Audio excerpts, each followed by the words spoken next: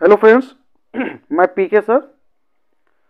आप सभी का पीके इंग्लिश क्लासेस में स्वागत है।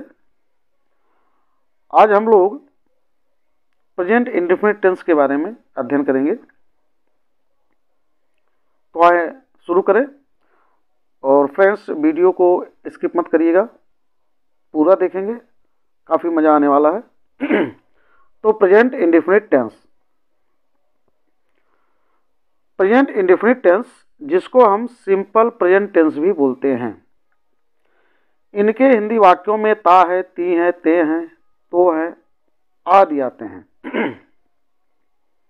ता है, ती है, ते हैं, तो हैं, आदि शब्द आते हैं। तो यहां से हम पहचान कर लेते हैं कि यह हमारा प्रेजेंट इंडेफिनिट टेंस का हिंदी वाक्य है। आइए प्रेजेंट इंडेफिनिट टेंस का हम निर्माण सीखते हैं, इसका ट्रांसलेशन सीखते हैं। तो सबसे पहले हम शुरू करते हैं अफर्मेटिव सेंटेंस। रूल फर्स्ट, पहला नियम, ही सी इट अथवा सिंगुलर नाउन के साथ वर्ब की फर्स्ट फॉर्म के साथ यस या यस का प्रयोग करते हैं। हमारा ही हो, सी हो, इट हो तथा सिंगुलर नाउन्स जितने भी हैं, वर्ब के फर्स्ट फॉर्म के साथ यस या यस का प्रयोग करते हैं। जैसे बच्चा रोता है, द चाइल्ड क्राइज। वह गाना गाती है, शी सिंग्स अ सॉन्ग। सूर्य पूरब में निकलता है, the sun rises in the east. तो आपने देखा कि यहाँ हिंदी शब्द में ता है, ती है, ता है आदि प्रकार से यूज हुआ है, जिससे हमने पहचान कर लिया हिंदी में कि यह जो है प्रेजेंट इंडेफिनिट टेंस का वाक्य है। और उसी आधार पर हमने वर्ब के फर्स्ट फॉर्म में यस या यस का प्रयोग किए हैं। जैसे क्राइज में यस, सिंग्स में यस और राइजेज में यस का प्रयोग किया गया है। तो जितने भी सिंगुलर नाउन्स होंगे उनके साथ वर्ब के फर्स्ट फॉर्म में यस या यस का प्रयोग किया जाता है। तो दूसरा रूल देखेंगे, आई, वी, दे, यू तथा प्लूरल नाउन्स के साथ वर्ब की फर्स्ट फॉर्म आती है, वर्ब की फर्स्ट फॉर्म आती है तथा इसमें किसी भी प्रकार का यस या यस का प्रयोग नहीं किया जाता है। जितने भी प्लूरल्स नाउन होंगे, आई, वी, दे, यू होंगे, इनके साथ यस या यस का प्रयोग नहीं होता है, केवल फर्स्ट फॉर्म का ही प्रयोग होता है। जैसे मैं क्रिकेट खेलता हूँ, आई प्ले क्रिकेट। बच्चे गेंद खेलते हैं, चिल्ड्रन प्ले बॉल। कुत्ते अजनबी पर भौंकते हैं, dogs bark at the strangers.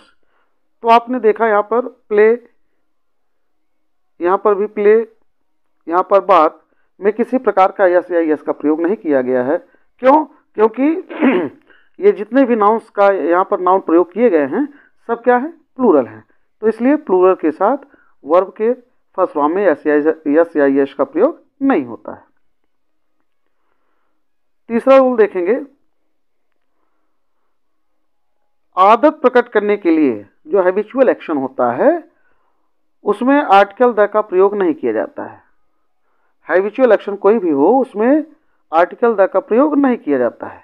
जैसे कुत्ते भौंका करते हैं, कुत्तों का काम भौंकना, उनकी ये आदत है, उनकी ये हैबिट है, उनका ये हैबिचुअल एक्शन है, इसलिए इसमें आर्टिकल दी का प्रयोग नहीं होगा। तो हो जाएगा डॉग्स बार्क।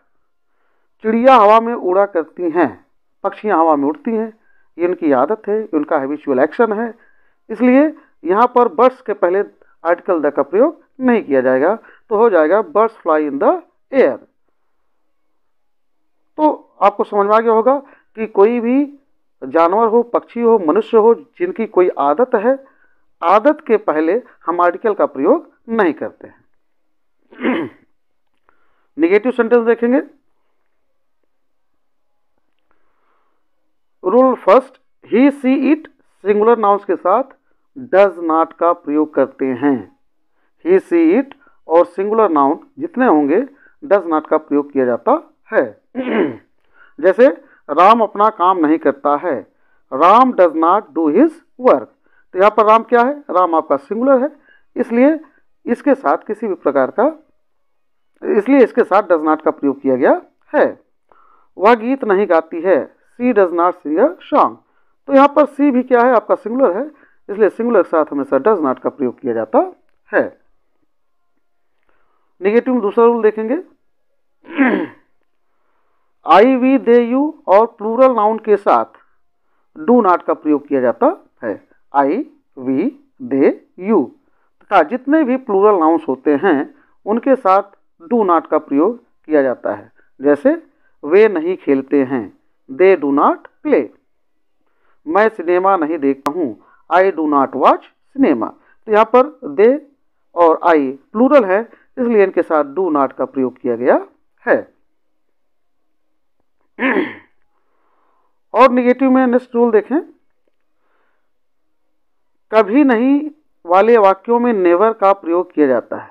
जैसे हिंदी में अगर कभी नहीं आता है, हिंदी में कभी नहीं आता है, तो उसके लिए इंग्लिश होता है नेवर, उसके लिए हम नेवर का प्रयोग करते हैं। लेकिन ये ध्यान रहे, जब हम नेवर का प्रयोग करें तो उसके साथ डज नॉट और डू नॉट का प्रयोग नहीं करेंगे। तो हम कैसे इसको दिखाएंगे कि यह प्रेजेंट सिंपल का वाक्य है?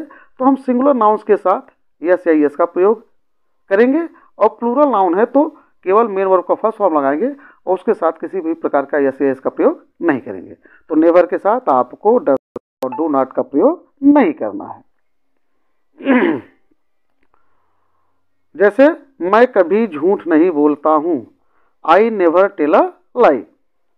मैं कभी झूठ नहीं बोलता हूँ, I never tell a lie. Sheela कभी शोर नहीं मचाती है, Sheela never makes a noise. तो यहाँ पर आपने देखा, यहाँ पर डू नॉट या डज नॉट का प्रयोग नहीं हुआ है। तो यहाँ मैं प्लूरल है, तो प्लूरल के लिए हमने टेल का प्रयोग कर दिया, और शीला यहाँ पर सिंगुलर है, इसलिए मेक को हमने मेक्स कर दिया। तो इस प्रकार से जो है नेवर के साथ डू नॉट और डज नॉट का प्रयोग नहीं होता है। नेक्स्ट है इंट्रोगेटिव सेंटेंस। तो इंट्रोगेटिव सेंटेंस का निर्माण कैसे होता है देखते हैं। रोल नंबर फर्स्ट, पहला देखते हैं ऑब्जेक्टिव टाइप क्वेश्चन। इस प्रकार का जो प्रश्न होता है, जो ऑब्जेक्टिव टाइप का प्रश्न होता है, वह हमेशा हेल्पिंग वर्ब से प्रारंभ होता है, और अगर सिंगुलर नाउन्स है तो उसके साथ हम डज का प्रयोग करेंगे, और अगर प्लूरल नाउन्स है तो उसके साथ डू का प्रयोग करेंगे। जैसे क्या वह सेब खाता है, does he eat an apple. क्या वे क्रिकेट खेलते हैं, डू दे प्ले क्रिकेट। तो जो ऑब्जेक्टिव टाइप का क्वेश्चन होता है वह हमेशा हेल्पिंग वर्ब से ही प्रारंभ होता है, सहायक क्रिया से प्रारंभ होता है। अगर सिंगुलर है तो हम डज से स्टार्ट करेंगे, और अगर प्लूरल है तो टू से स्टार्ट करेंगे। तो यहाँ पर आपको क्लियर हो गया होगा, does he eat an apple, do they play cricket. दूसरा रूल देखेंगे, डिस्क्रिप्टिव टाइप क्वेश्चन। जो डिस्क्रिप्टिव टाइप का क्वेश्चन होता है उसका प्रश्न हमेशा WH से स्टार्ट होता है। कोई भी WH, what, where, when, whose, how, मतलब कोई भी WH आकर के अकॉर्डिंग टू द सेंटेंस प्रश्न को स्टार्ट करते हैं, और उसके अनुसार WH के साथ हम डू और डज का प्रयोग करते हैं कर्ता के अनुसार। सिंगुलर है तो डज और प्लूरल है तो डू का प्रयोग करते हैं। जैसे वह अपने कपड़े क्यों धोता है, why does he wash his cloth. तुम कहाँ जाते हो, वेयर डू यू गो। तो यहाँ पर देखिए क्यों वाई और कहाँ के लिए वेयर नामक WH का प्रयोग हुआ है, और साथ में वह सिंगुलर है इसलिए डज, और तुम प्लूरल है इसलिए यहाँ पर डू का प्रयोग किया गया है।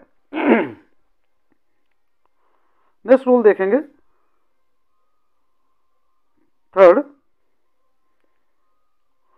इंट्रोगेटिव वाक्यों के निगेटिव होने पर नॉट का प्रयोग सब्जेक्ट के बाद करते हैं।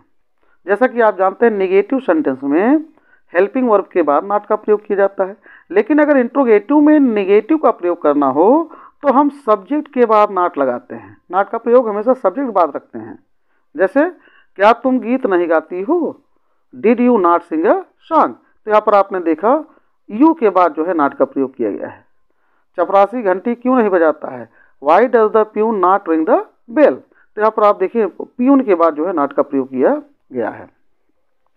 तो इस प्रकार से प्रेजेंट इंडेफिनिट टेंस में बस इतना ही आपको समझ में आ गया होगा, और बार बार देखें, पढ़ें, समझें और वाक्य प्रयोग करें, सेंटेंस बनाएं, ट्रांसलेशन करें, तो आपको और बेहतर से आएगा। तो वीडियो कैसा लगा आप अपने मित्रों के साथ शेयर जरूर करें और लाइक शेयर कमेंट जरूर करें। धन्यवाद।